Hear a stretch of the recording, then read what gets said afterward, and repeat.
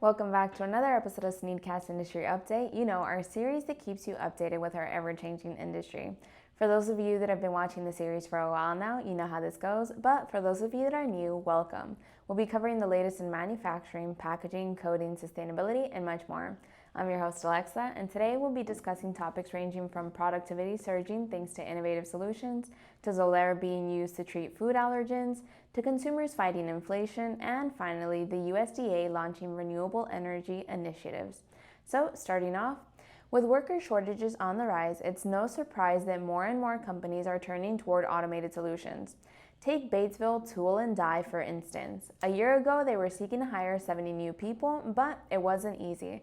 Attracting factory workers to a small community in the countryside of Indiana was a tough sell, especially since they found themselves competing with big-name manufacturers like Honda and Cummins Engine. Only 40 out of the 70 vacancies were filled. With a shortage of labor forcing their hand, cue the robots. The company invested in machines that could mimic human workers and envision systems that could help the robots see what they were doing. Chronic worker shortages have led many companies to invest in machines to do some of the work they can't find people to do. They've also been training the workers they have to use advanced technologies so that they can produce more with less. Surprisingly, productivity has been booming, which helps explain how the world's largest economy managed to remain so healthy with brisk growth and low unemployment, despite brutally high interest rates that were intended to tame inflation. In the eyes of economists, strong productivity growth provides an almost magical elixir, so when companies roll out more efficient machines or technology, their workers can become more productive. Automated solutions such as these ones increase outputs per hour, and as a result, companies can often boost their profits and raise their employees' pay without having to jack up prices, thus keeping inflation in check. Joe Brusales, chief economist at the tax and consulting firm RSM, said, "The last time we saw anything like this was in the late 1990s.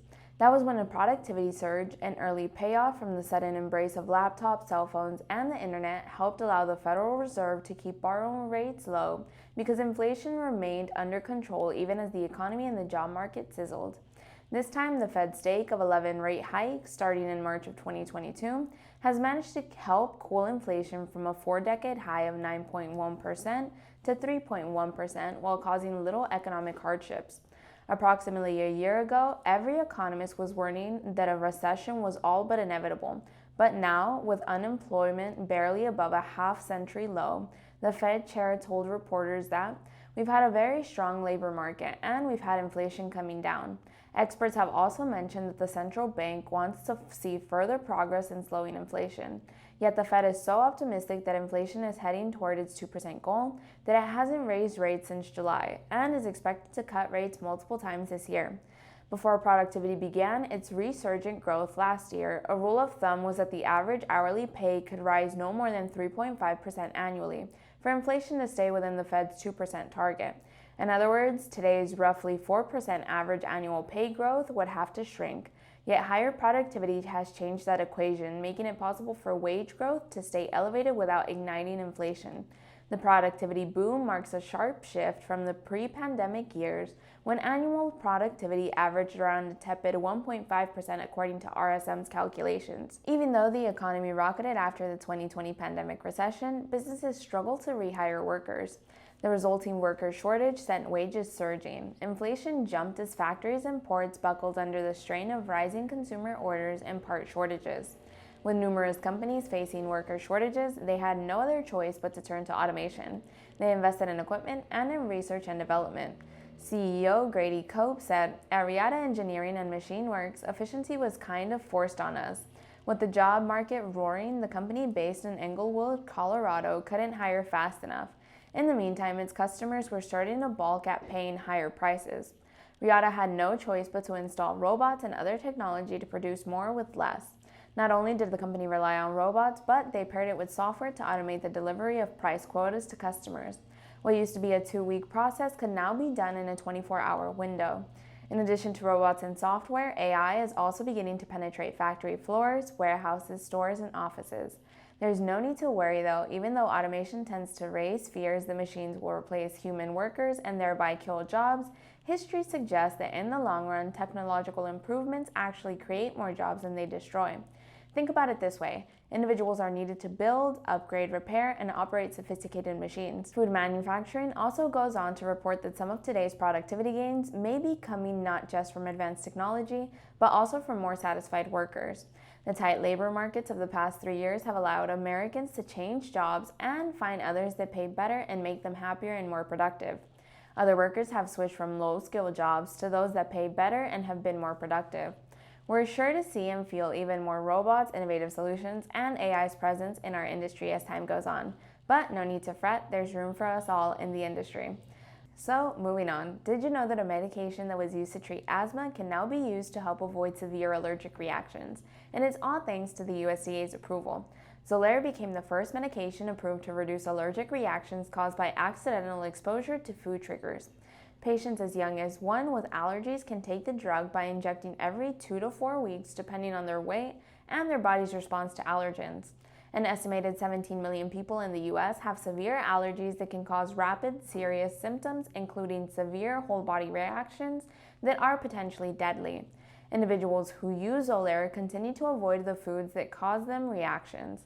A few everyday food items include peanuts, cashews, hazelnuts, walnuts, milk products, and eggs. Thanks to Xolair, individuals can now tolerate higher amounts of such foods without causing major reactions. According to Dr. Robert Wood, the director of the Pediatric Allergy Division at Johns Hopkins Children's Center, to have this protection is going to be life-changing. It's not like this is a new issue, so we'll let the FDA to approve Xolair now. The FDA based its decision on a study led by Wood and funded by the National Institute of Health that managed to show that Xolair allowed 68% of participants with peanut allergies to tolerate about 600 milligrams or about half a teaspoon of peanut protein, compared with about 6% of those who received dummy injections. Studies were also conducted on allergens such as tree nuts, milk, eggs, and wheat. Wood estimates that 25% to 50% of individuals with food allergies, particularly children and young adults, would elect to use Xolair. The medication has been used off-label to treat food allergies, said Dr. Ruchi Gupta, director of the Center for Food Allergy and Asthma Research at Northwestern University. Xolair is a monoclonal antibody. It's a type of treatment that works by blocking the body's natural response to allergens. It was first approved in 2003 to treat asthma, nasal polyps, and chronic hives. While it's great that Xolair is helping to combat food allergens, it's important to keep the side effects in mind. Some of the common effects include injection site reactions, fever, possibly joint pain, rash, parasitic infections, malignancies, and abnormal laboratory tests. Xolair may have a promising future for individuals with food allergens, but the FDA goes on to add that the treatment itself can cause anaphylaxis and must be started in a healthcare setting, equipped to manage the reaction. And while the FDA might have approved the medication, it is still not approved for emergency treatment of allergic reactions. There's just one last setback, and this one we know all too well. The price for medication like Xolair ranges between $2,900 a month for children to $5,000 a month for adults, although insurance can surely help to drop the cost. It's incredible to see just how far medicine has advanced, and we're sure in the upcoming years it's only continuing to do so. So, moving on, it's safe to say that inflation has changed the way that most of us shop. But did you know that our consumer habits are helping to bring down inflation? With prices remaining at about 19% above where they were before the pandemic, consumers have begun to fight back. Rather than buying their go-to name brands, consumers are starting to select store-brand items, or they're making the switch to discount stores. Some are even going as far as limiting the number of snacks and foods they purchase. Consumers aren't just fighting the price of inflation in the grocery stores. More Americans are buying used cars rather than new ones, which is causing dealers to have to provide discounts on new cars. In recent months, consumer resistance had led large food companies to respond by slowing their price increases from the peaks of the past 3 years. These milder increases in food prices should help further cool overall inflation, which is down sharply from a peak of 9.1% in 2022 to 3.1%. During President Biden's term, there has been public frustration with prices. Polls show that despite the dramatic decline in inflation, many consumers are unhappy the prices remain so much higher than they were before inflation began accelerating in 2021. Consumer pushback against high prices suggests to many economists that inflation should further ease. That makes this bout of inflation market differently from the debilitating price hikes of the 1970s and early 1980s, which took longer to recover from. When high inflation persists, consumers often develop an inflationary psychology. Ever-rising prices lead them to accelerate their purchase before costs rise further, a trend that can perpetuate inflation. Consumers aren't the only ones provoking inflation. Samuel Rhines, an investment strategist at Corbu, said that PepsiCo, Kimberly-Clark, Procter & Gamble, and many other consumer food and packaged good companies exploited the rise in input costs stemming from supply chain disruptions and Russia's invasion of Ukraine to dramatically raise their prices and increase their profits in 2021 and 2022. Many companies discovered that the strategy was no longer working since most consumers had long spent the savings they built up during the pandemic. Rhines also goes on to add, "We're beginning to see the consumer no longer willing to take the higher price. So companies were beginning to get a little bit more skeptical of their ability just to have price be the driver of their revenues. They would have to have those volumes come back, and the consumer wasn't reacting in a way that they were pleased with." Other businesses have noticed too, after their sales fell in the final 3 months of last year. PepsiCo executives signaled that this year they would rein in prices increase and focus more on boosting sales. Ian Borden, Chief Financial Officer at McDonald's, said, "Consumers are more wary and wary of pricing, and we're going to continue to be consumer-led in our pricing decisions." Officials at the Federal Reserve, the nation's primary inflation-fighting institution, have cited Officials at the Federal Reserve, the nation's primary inflation-fighting institution, have cited consumers' growing reluctance to pay high prices as a key reason why they expect inflation to fall steadily back to their 2% annual target. Mary Daly, president of the Federal Reserve Bank of San Francisco, a member of the Fed's interest rate setting committee, said, "Consumers don't want to purchase unless they see a 10% discount. This is a serious improvement in the role that consumers play in bridling inflation." All of this to say that we're sure to see companies across all industries impose smaller price increases this year. And we're down to our final story. The U.S. Department of Agriculture and the U.S. Department of Energy are launching a new initiative to help farmers cut costs and increase income through renewable technologies.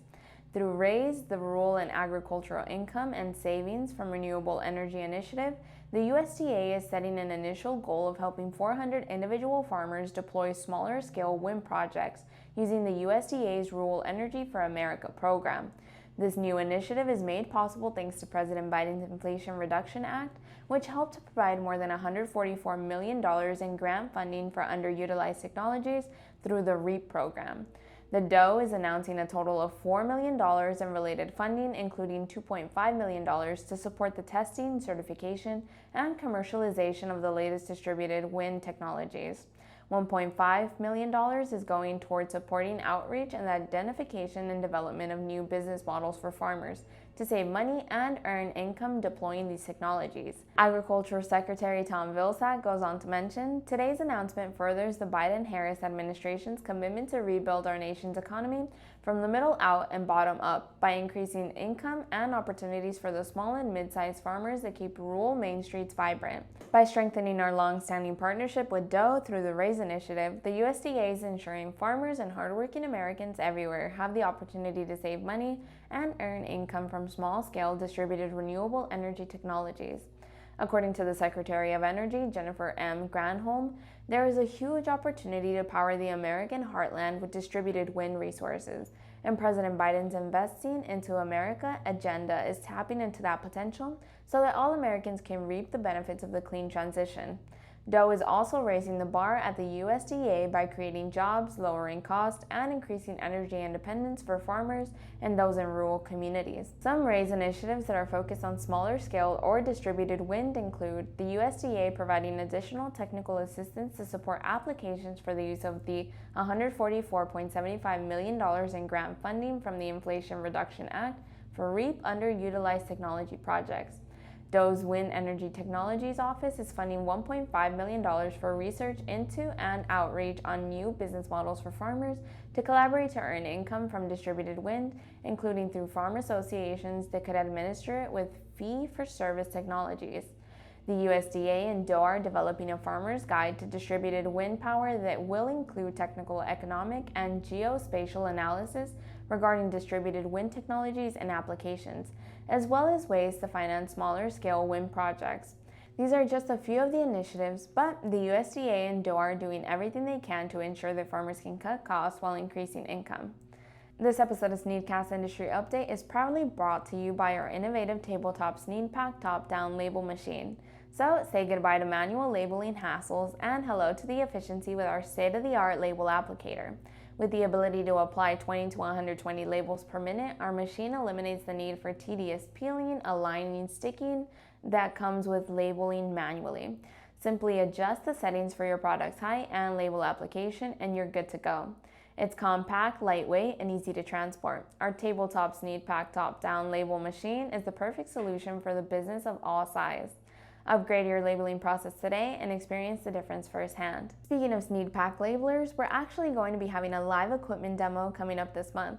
We'll be showcasing a range of tabletop and full-size SNEED-Pack labelers on March 20th, so make sure to keep an eye out for more updates as we get closer to the date.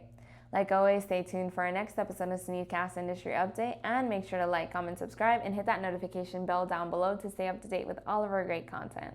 Also, let us know what topics you'd like to see us talk about here on the show. We look forward to hearing from you all. Bye, guys.